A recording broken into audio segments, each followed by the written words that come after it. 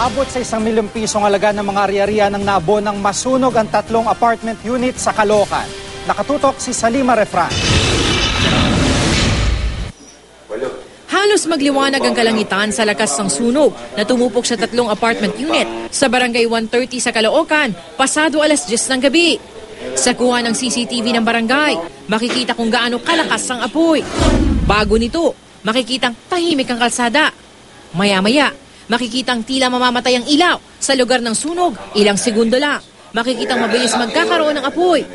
Ang mga tao, bigla na lang din magtatakbuhan.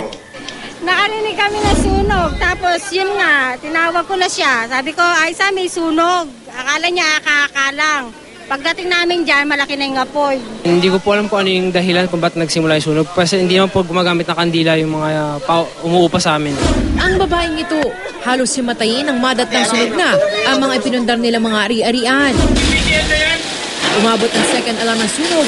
Yung kisame pala, gawa sa sa plywood, tsaka molding. Sabi na electrical, pero hindi pa natin yan. Nasa higit 1 milyong pisong pinsala. Pasado alas 12 na nang ito ay maapula. Wala namang naiulat na nasaktan o nasawi sa sunog. Salima Refran, nakatutok, 24 oras.